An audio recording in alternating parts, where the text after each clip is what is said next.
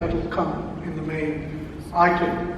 But it is both fitting and relevant that we're gathered here at the V&A, an institution that not only reflects so much dear to Sikh heritage and the story of Duleep Singh and his father, but also the main institution in the UK which in terms of heritage and culture gave the Sikh community that vital springboard from which to launch its interest in these matters. And we're particularly pleased to have with us Susan Strong, who was the pioneering force behind the 1999 Arts of the Sikh Kingdom exhibition. There are many other valued guests, the Singh twins from Liverpool, who in their own remarkable and unique way have contributed so much to their sphere of specialism, but always interpreted Sikh history in a fitting, radical and revisionist way. Many other people here I could mention, but we're very conscious of time. We do need to be out of here at about 8 o'clock. All I'm going to do now is introduce Julius Bryant, who has been a long-standing friend of the Maharaja Duleep Singh Trust from his days at English Heritage, where he was a senior curator. And our first interaction with him was during the restoration of the Durbar Room at Osborne House, which was designed by Rudyard Kipling's student by Ram Singh. And since then he's been a very loyal supporter, and luckily for us from English Heritage, he has moved to the V&A, and that relationship continues. So there could really be no finer speaker on the topic of Duleep Singh and his relevance than T. Sher Singh. I made a pledge with him about 15 years ago that we would, at the right time, host him here in London. This year is the right time, and I know that you're going to be in for a fascinating delivery from him. But I'm now going to hand over to Julius Bryant, who will introduce you. Thank you.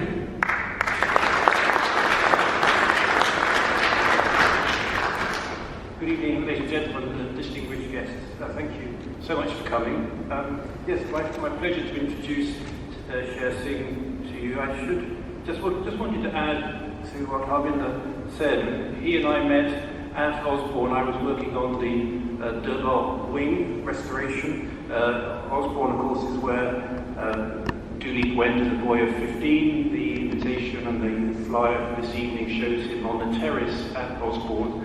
And he became a great friend of Queen Victoria's family there. And Osborne has that amazing, the definitive, full-length portrait of Duleep Singh, painted by Winterhalter. So it's a great destination. Many of you, I'm sure, have been there. But when we finished the restoration, and it was just the same time as the Anglo-Sikh Kingdoms exhibition here, so we thought, how do we put the Isle of Wight really on the map? And it was Prince Charles who launched the restored Osborne House, and at our prompting announced the Anglo-Sikh Heritage Trail. And that's something that's kept us together, that's really mushroomed dramatically since then. And just a little plug for it, I'm sure that you all know it well, but it now has more than 40 sites, an excellent international profile through the website. This summer we had a group of Sikhs from North America come to Osborne, 300 of them, all on the same day in 8 coaches. So we're slightly a victim of our own success, but now goes from the Isle of Wight all the way to Orkney to Stromness. And it really is, I don't think there is another figure from British history of any class or culture who has a national trail across these islands, and indeed an international trail.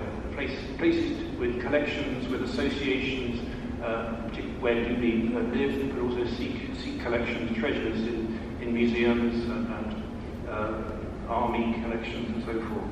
So that's been a great pleasure. That's kept us together. But I said to Sher earlier, how should I introduce you? What should I tell them about us? And he said, well, you could tell them how I taught you the Bangra. I thought, no, that's the thing I'm trying to forget, actually. I thought I had forgotten. But yes, I first met Sher at a vast gala in Toronto for Sikhs. There were literally hundreds of people there, and from there later we met again in Hollywood at the Spinning Wheel Film Festival, which he founded, and we've had many adventures. And he, of course, has been to Osborne, one of the co-founders of the Anglo-Sikh Heritage Trail. But to introduce him to you, well, he's a man who's had several careers, a litigation lawyer, a police commissioner, but he's best known in Canada, where he lives, as a commentator on current affairs in radio, television, and the press.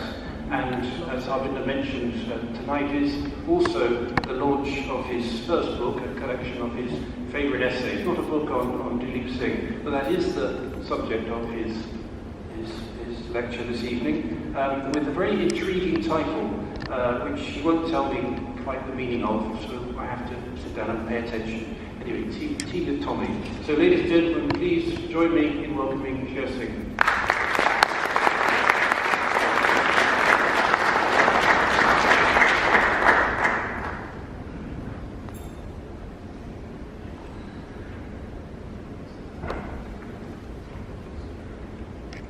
It is so overwhelming every time I come to VNA.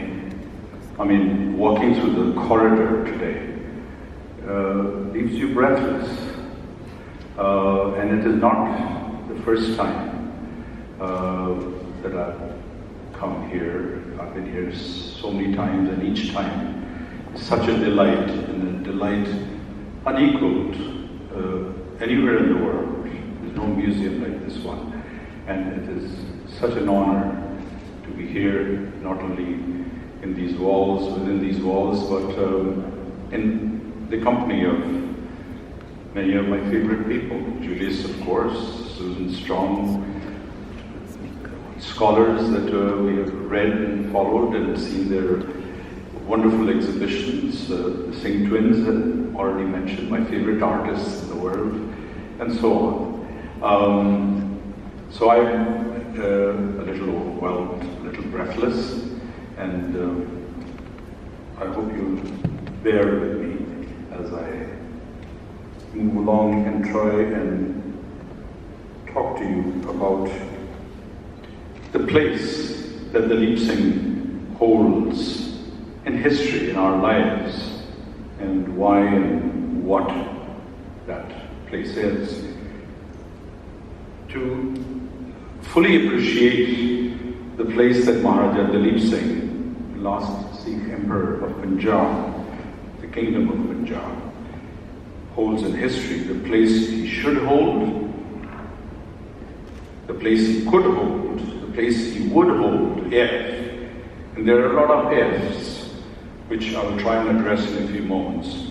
To understand that place in history, I want to start off by putting him in the context of some of the popular lore that we're familiar with.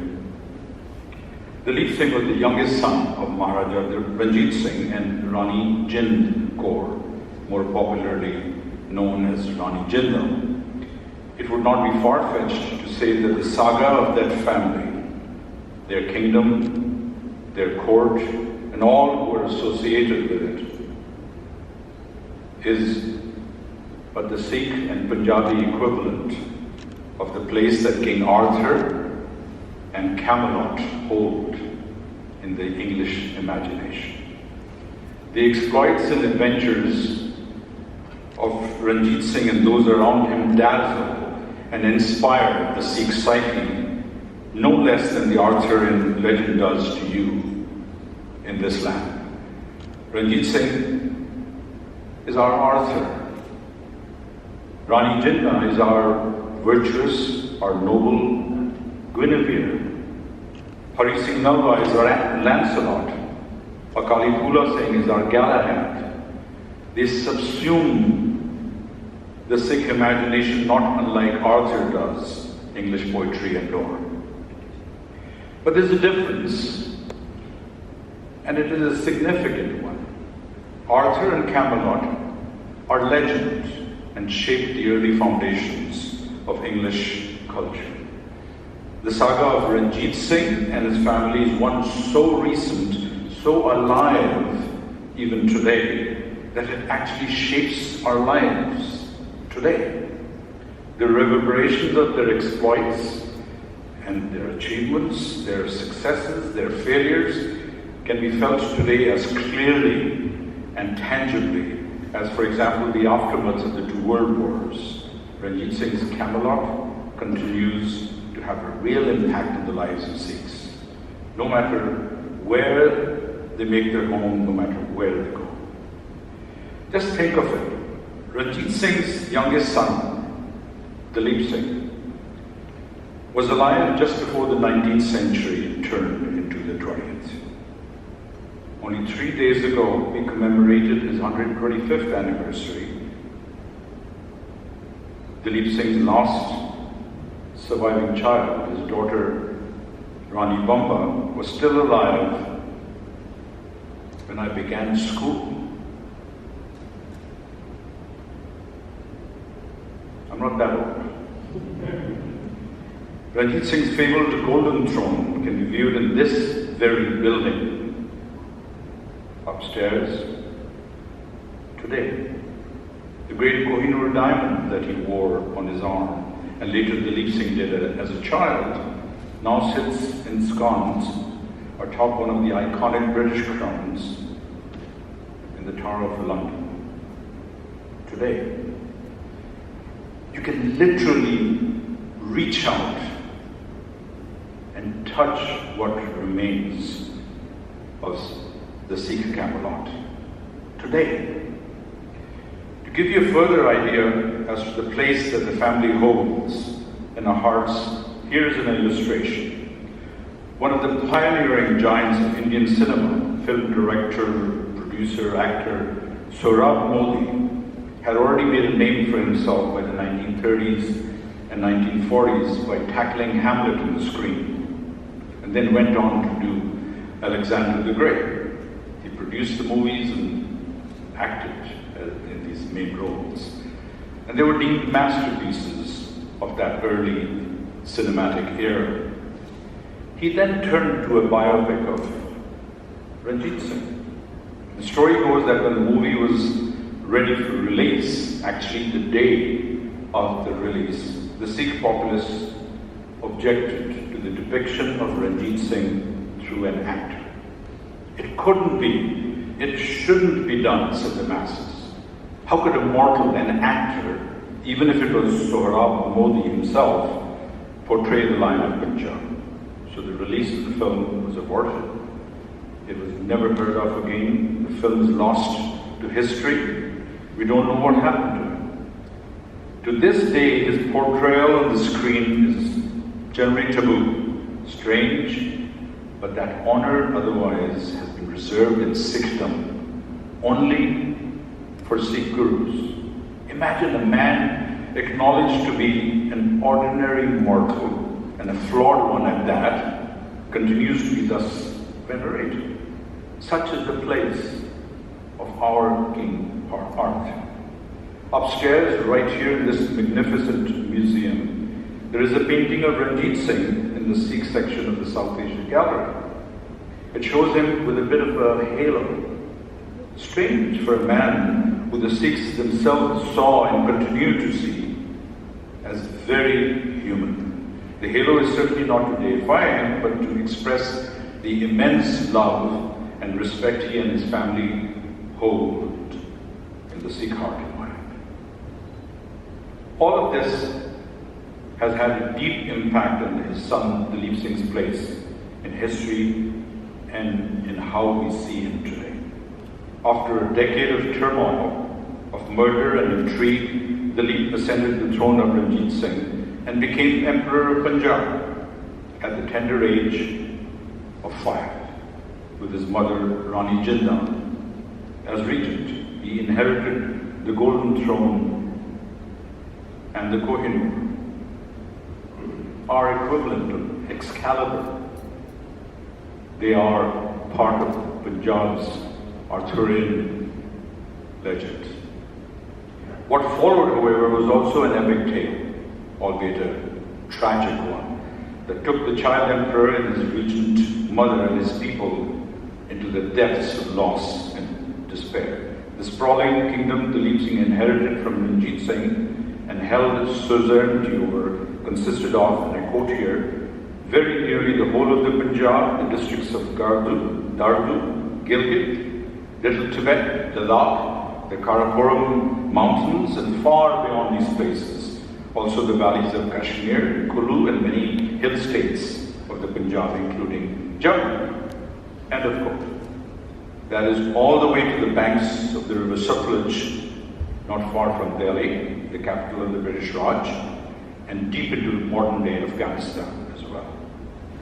5 years after Dalip Singh took the crown, after a second concocted conflict by the Raj, known as the Second Anglo-Sikh War, Punjab was annexed by the British, the last region to finally, after a century of scheming and planning, to become part of the Raj. Dalip Singh is the tragic hero in all that followed, somewhat of a Richard II and Hamlet rolled into one. His trajectory from that point on took on Shakespearean dimensions. Those of you who have seen Bertolucci's film that we hear in Great Britain and in the diaspora remember him and honor his memory the way we are doing today, the way we did a few days ago in Thetford and Elwood, or in the way we do every year of his anniversaries. My thanks of Sikhdom goes to the Victoria and Albert, which has been the venue for many of these celebrations and commemorations. And the credit also goes to a large extent to the yeoman service of Sardar Harbinder Singh and his team of stalwarts at the Maharaja Dalip Singh Centenary Trust.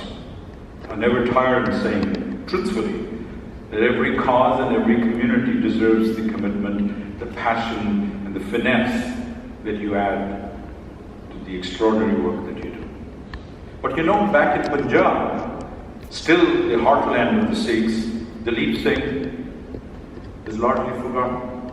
If and when he's mentioned, even in history books, it is underlined with pain and regret, a mix of amnesia and collective denial and a deep sense of loss and betrayal. Betrayal. What betrayal? Why betrayal? By whom?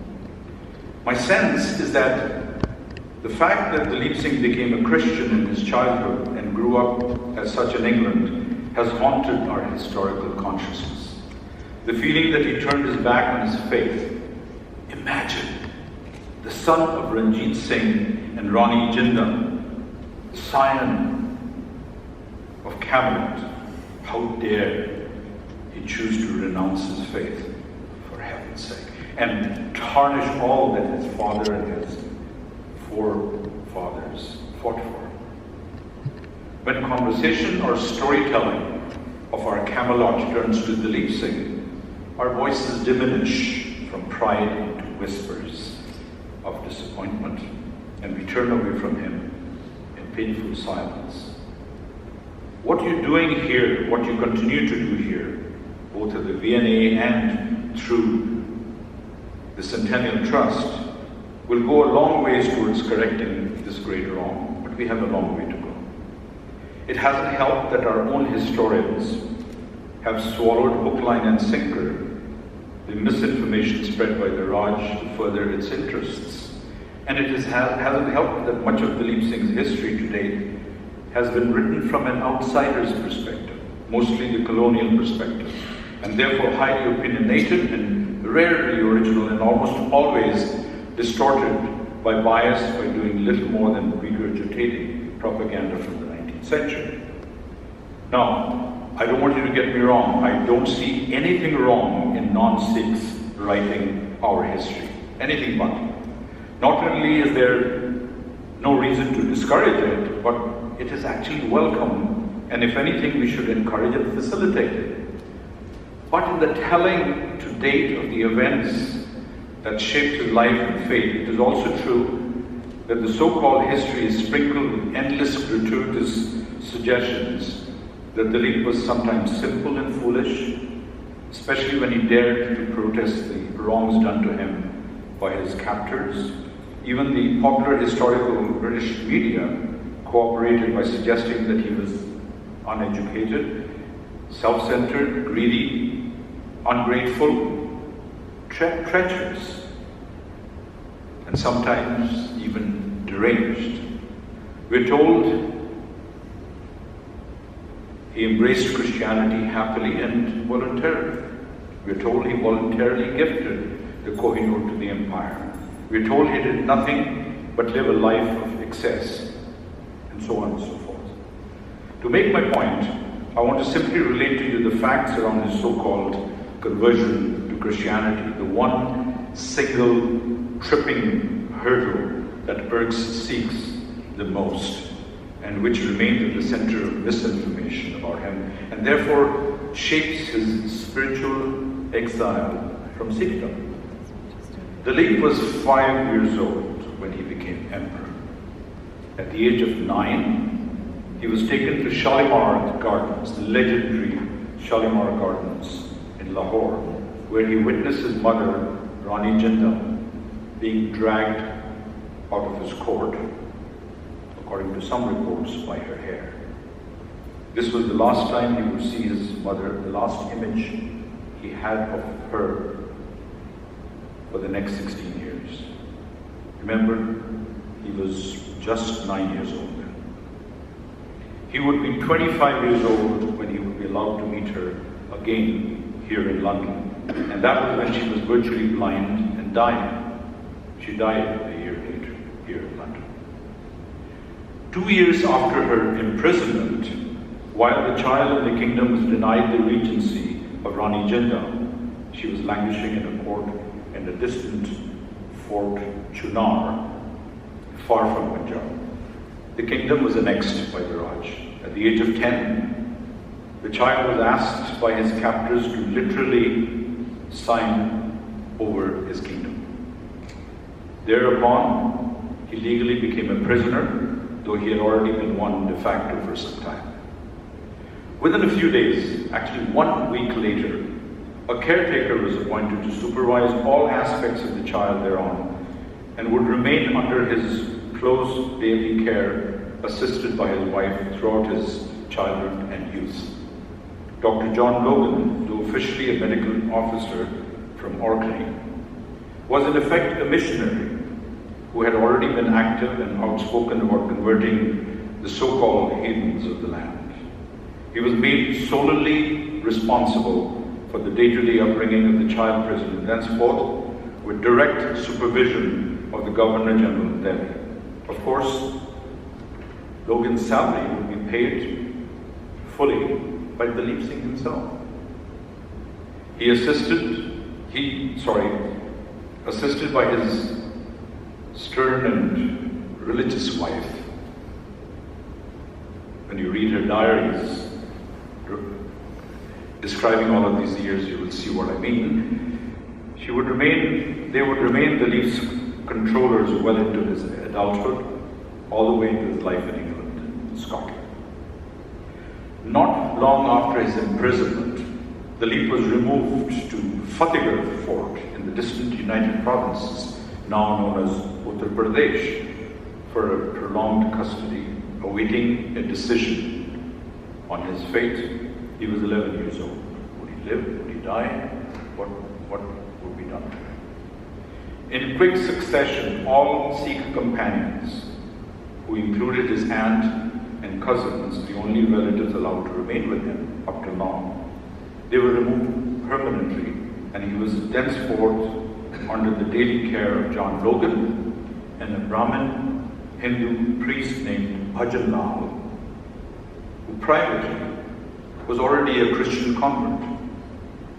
Bhajan Lal, who had been trained at the American Presbyterian Mission, was assigned the task of educating Dalip, and did this by telling him stories from Hindu mythology, describing them to the child as Sikh beliefs, and scorned them as being primitive and heathen. Later in life, in middle age, Dalip Singh related in detail how he had then been misled about his Sikh faith and taught to hate it.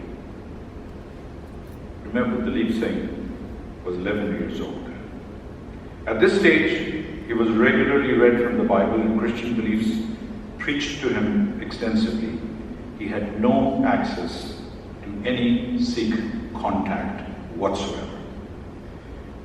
Used to wearing his Kohinoor diamond on his armband on formal occasions, Dalip, the child, often asked for it. A much coveted jewel, it had already been acquired by Logan from the Sikh treasury. He refused to make it available to the child, causing him much distress.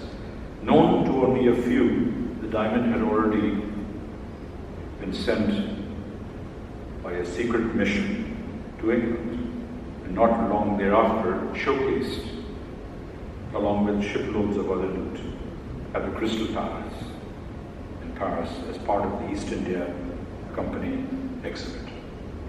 One of the few joys the child had during his lengthy imprisonment at Fatehgarh was the company of a few boys, the sons of British officers serving at the fort.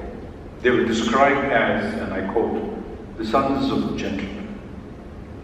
One of them was Tommy Scott. There were a few others, Robbie Carshore and Frank Boylo, his brother Charles Boylo. Dalip spent a lot of time with them and play and banter. And then, one day out of the blue, Dalip was told he could not have tea with Tommy and the boys. Why? He asked. Because his captors told him unequivocally they were Christian and he was not. Highly distressed by this, Dalip mulled over this for a while, bristling at the exclusion from his playmates. In fact, his only playmates, the only persons part of his life of his age. Why couldn't he have tea with Tommy? He asked. Tea, I don't need to remind you, is the quintessential ritual of the English, and he, while being introduced to English life, was denied tea with his friends. Not long thereafter, he found a solution. He announced suddenly he would become a Christian. This is touted by the apologists of the Raj as Dalip's voluntary conversion to Christianity. He was thereafter allowed to have tea with Tommy. A lot of correspondence followed between Lord Dalhousie and Dalip's caretaker, Logan. Dalhousie was amused by the tea incident, expressed pleasure with the way things were moving along, but asked Logan to keep things hush-hush. Logan was instructed not to allow Dalip to cut his hair or remove his turban, at least for a while, to keep things out of the public eye. Carefully orchestrated from Delhi and from Lord Dalhousie's office, Logan deftly manipulated the situation and finally effected the conversion of the child to Christianity. In the years that followed this conversion, Dalip begged his caretakers to allow him to get a formal education, especially when he arrived in London. They refused. Later in England, he asked to be permitted to go to university. He was once again refused. His friends and peers went on to Eton, to Oxford and Cambridge. Though declared a very intelligent young man, fully qualified and capable, he was ordered to be kept far from higher education. I'm not making this up. This is an actual correspondence between Logan, Dalhousie, and the other officials of the East India Company. All of these facts are not known to most Sikhs. All they know is what they've been told by British historians that the child had voluntarily and gleefully asked for and embraced Christianity and turned his back on Sikhism, and henceforth led a life of excess and surfeit. They fail to point out that his period as an English noble living it up in high society was mostly in the company and tutelage of his close friend, the Prince of Wales, who later became King and Emperor, Edward VII. Now I must tell you at this point that I'm a lawyer by training and can assure you that English law, British law, common law, criminal law, all have a lot to say about those who thus prey on children. They spell out and define in great details the crimes emanating from such actions. Not a whiff of it in the historical accounts of this and similar incidents in Dilip's life. I want to suggest to you that such information, such unadulterated facts need to be fully disclosed to the Sikh populace without the accompanying misinterpretations if you are to clean up the record and fully understand the life and times of Dilip Singh and the far-reaching impact they have on today's events and politics. Until and unless we come up with a more factual and objective and independent history, Dilip Singh's story and that of his much-longed mother, Rani Jindal, and their place in history will remain tarnished and incorrect. Who is at fault? We are. Our writers and playwrights, poets, bards, filmmakers, community leaders, all have dropped the ball. We and only we can correct the wrong. No one else can. No one else will. I will relate to you one more incident from Dilip Singh's life, this one from his later years.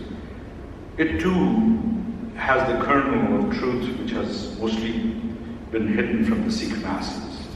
The incident by historians to date has been twisted and misdescribed by them as an example of Dilip's calculative and manipulative behavior by denying him any integrity, any right to have any emotions or passion for his true heritage.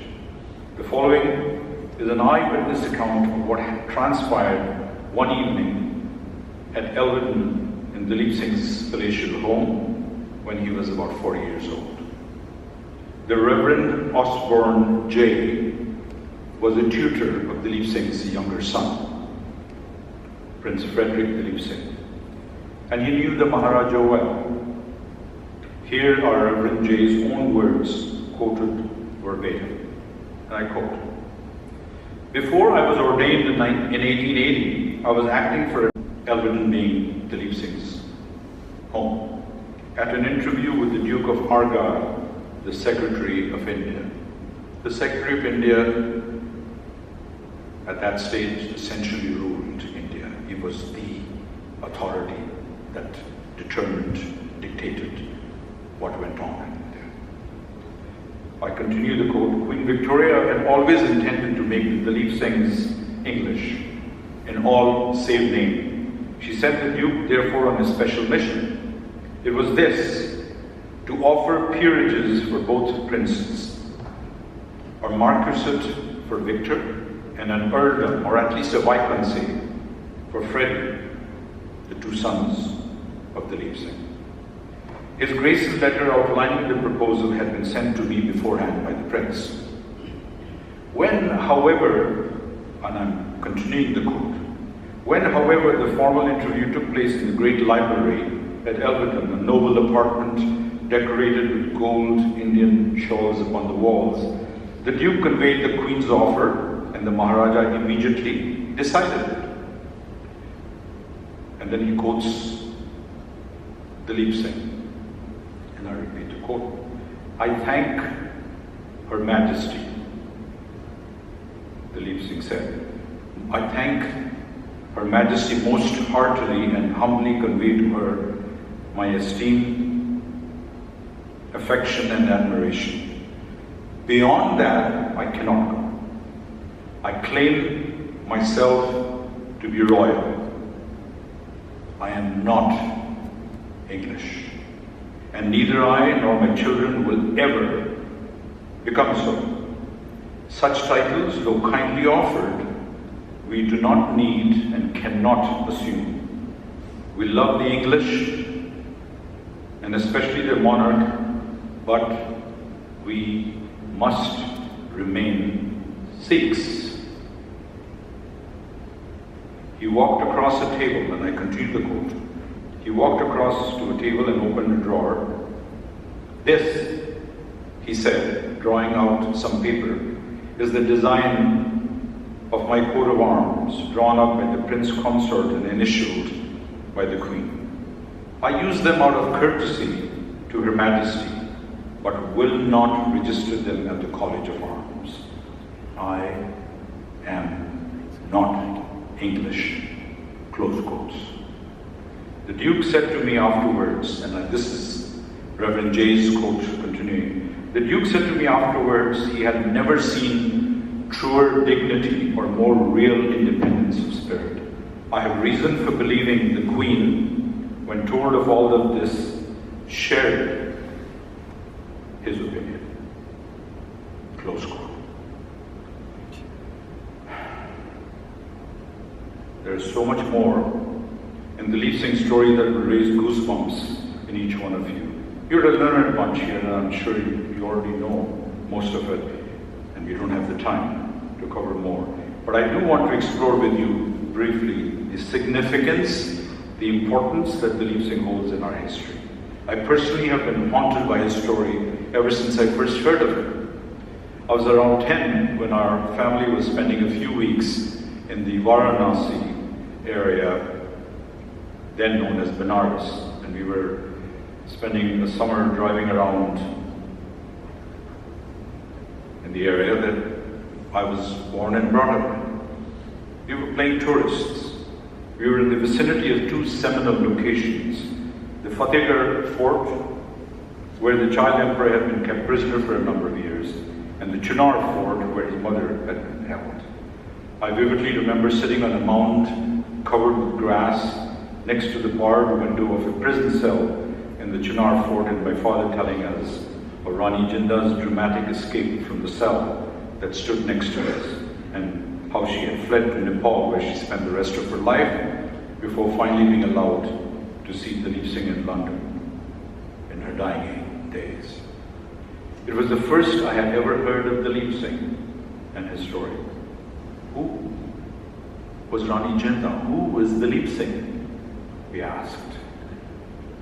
Ever since, I've been haunted by the Leap's epic and tragedy and have sought answers that go beyond what our father told us that day. As the years have gone by, I have repeatedly turned to one particular question over and over again, and it has remained uppermost in my mind during my research, which has taken me to Lahore and all over Punjab, east and west, then up and down India, through the length and breadth of Scotland, and of course across beautiful London and much of England. There is no doubt in my mind that a thorough study of his life and times is fundamentally essential if we are to fully understand the whys and hows of colonialism, of its methods and its long-term impact on the world's political evolution, which, it can be argued, is never-ending and plays its havoc on each successive generation, no matter where we are placed in the world today. If we are ever to get to the actual roots and thenceforth to the solutions of present-day conflicts, which range from Kashmir to Afghanistan to the Middle East, all the way to the rising tidal waves of refugees that are washing over every continent today, we need to get to the heart of tragedies such as the Leap Singhs. And let me explain briefly, to give you illustrations. The conflict in Kashmir today, which threatens from time to time to turn into a nuclear conflagration, stems from the deal the East India Company made with a bunch of scoundrels who, through treachery, were to help the Raj wrest Punjab from the Leap Singh.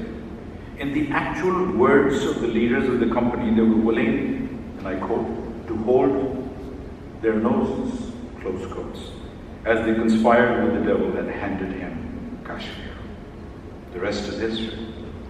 Then there's Afghanistan. The only time Afghanistan has been kept in check in history was under Ranjit Singh.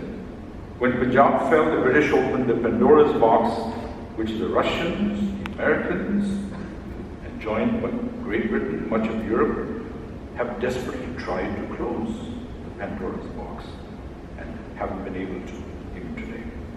The spillover is the mess in the Middle East. And then there are the refugees, the immigrants. I don't need to tell you that outside Lahore and Punjab, the highest number of Punjabis making their home in the diaspora are right here in this beautiful land, which took over their land almost 2 centuries ago.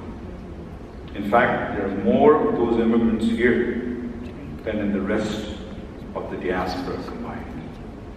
The mayor of this fair city is the son of parents from that land.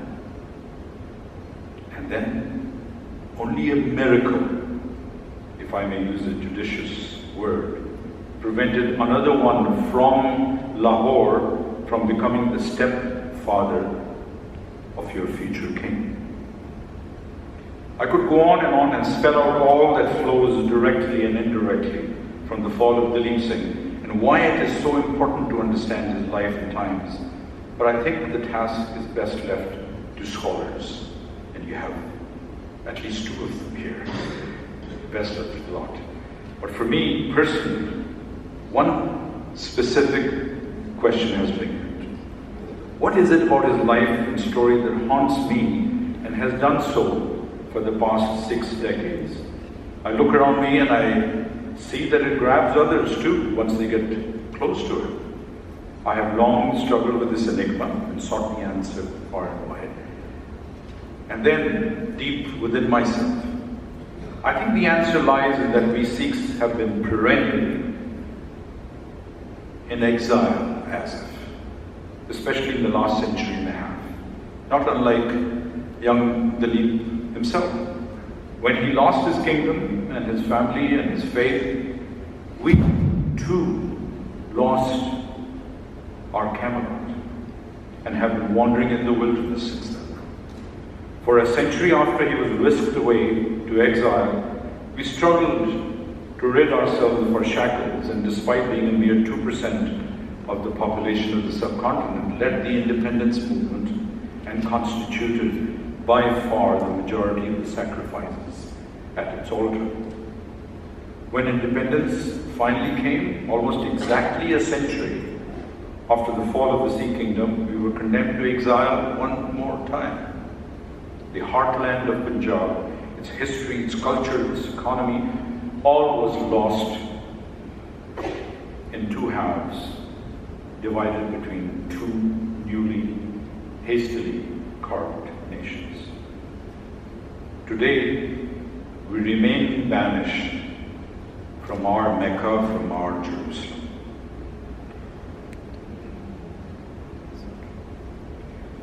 For those of us in the diaspora, just like me, our banishment this time around may be a self-exile.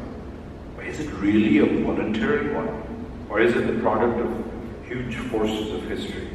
After the second loss of our promised land in 1947, many of us then experienced a third banishment in 1984. Sure, it can be argued this too is a self-chosen exile. But is it really? We all have something in common with Dalip Singh, and our heart and mind have sympathetic resonance to his, even though most of us have been spared the storms that he found buffeted in. In a way, we are all exiles, and I believe we, at the very least, subconsciously see ourselves in Dalip Singh and genuinely feel his trials and tribulations as very personal ones. Not surprisingly, when I was first asked by Harvinder to give this talk, the first title that leapt out at me was Forever Seeking Dalip Singh.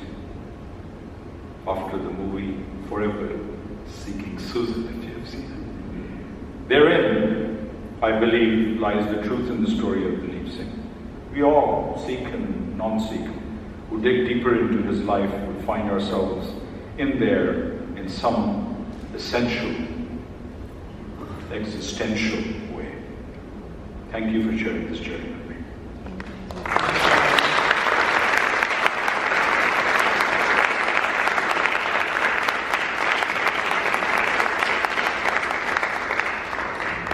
Ladies and gentlemen, distinguished guests, Mr. Mayor, well, you've really touched us. You've spoken from the heart. We've taken us from Camelot to Hamlet, and but I always feel that the glamour, the romance of Camelot will always draw us back. New generations will come to Dalip Singh, and just in the way that I feel his blind old mother told him of the wonders of the Punjab that he'd missed. And I feel that was the turning point in his life. Her storytelling, seeing it also vividly in her closed eyes, and I feel that he will always seduce us all for generations to come. Though you've given us lots to think about, I particularly applaud your call for scholarship, because we must avoid repeating the cliches. We must get to the bottom. We must find the documentary evidence for those wonderful vignettes that are often repeated. But I do, and you told us about the relevance today, but the one thought I'm really still pondering is if somebody told me I had to change my religion in order to get a cup of tea, I really would have a dilemma, because I can't manage without my cup of tea. I'm afraid we don't have time for questions, but I'm sure if you'd like to talk to Sher over his book signing, he'd be very happy to talk to you. So once again, thank you very much for a very inspiring talk.